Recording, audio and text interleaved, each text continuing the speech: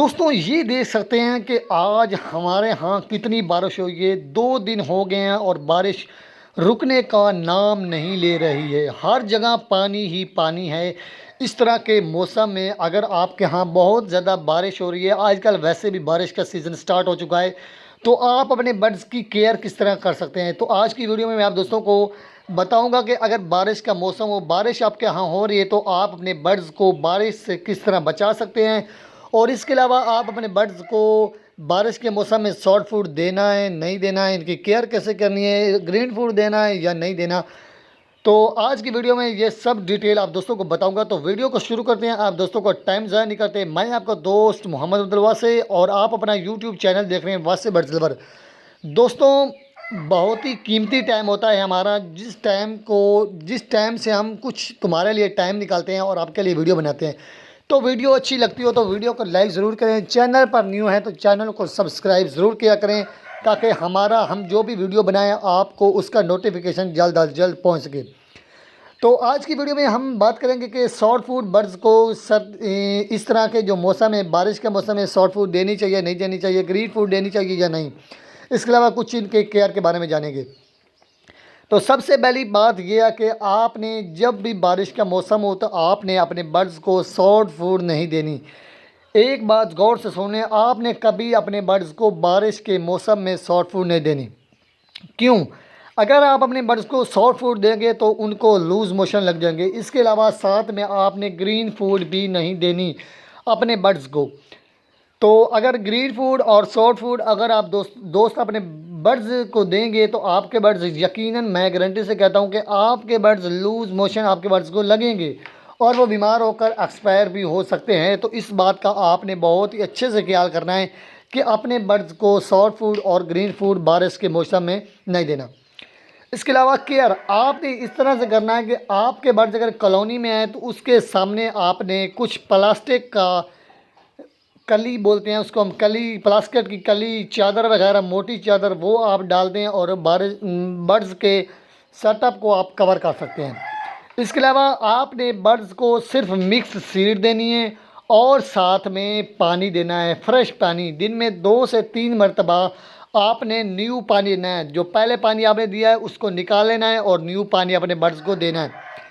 तो आप दोस्तों ने ऐसा करना है कि जो आप मिक्स सीड अपने बर्ड्स को देते हैं ना, उसमें कुछ आपने चेंजिंग करनी है। आपने ये चेंजिंग करनी है, पहले आप दोस्तों 24 घंटे अपने बर्ड्स के जो हैं केज उनमें पड़ा रहने देते हैं मिक्स सीड, लेकिन अब आपने 24 घंटे मिक्स सीड नहीं पड़े देना। क्यों? आपने इस तरह करना है, अपने बर्ड्स को उतना ही सीड मिक्स देना है जितना वो 10 से 12 घंटे में खाकर ख़त्म कर दे। अगर आप 24 घंटे बर्ड्स के केज में रखेंगे मिक्स सीड, उसकी गलती ये है कि आपको नुकसान ये होगा कि आपके बर्ड्स जब मिक्स सीड खाते हैं तो उनके मुंह से कुछ नमी निकलती है जो मिक्स सीड में मिक्स हो जाती है, जिससे बर्ड्स खाता तो है मिक्स सीड खा लेता, लेकिन कुछ नमी दूसरे मिक्स सीड में मिक्स हो जाती है, जिससे बर्ड्स दोबारा वही नमी वाला मिक्स सीड खाता है।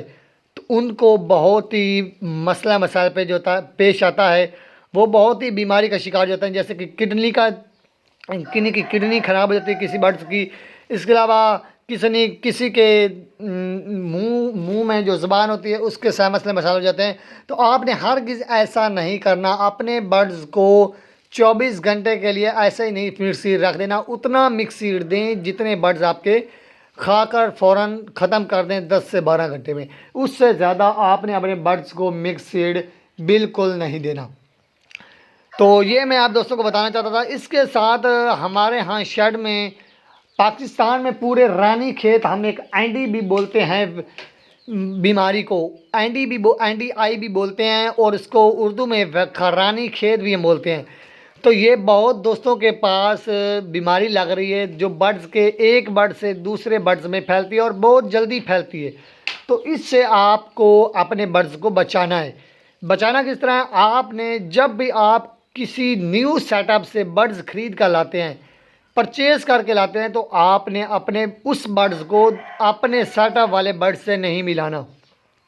कम से कम आपने अपने उस बर्ड्स को 1 माह तक अलहदा किसी केज में रखना है, उसका ट्रीटमेंट करना है। उसको अगर ज़ुकाम हुआ है, उसको कोई लूज़ मोशन वगैरह लगे हैं, उसको बुखार है, कोई भी उसकी बीमारी है, तो आपने उसको पहले अलहदा रखना है, उसका इलाज करना है और फिर आपको उस आपके सेटअप में मिलाना है। अगर आप पहले मिलाएंगे तो उसको बीमारी वगैरह जो होगी तो आपके पूरे सेटअप को लग जाएगी, जिससे आपको पूरा सेटअप ख़राब हो सकता है।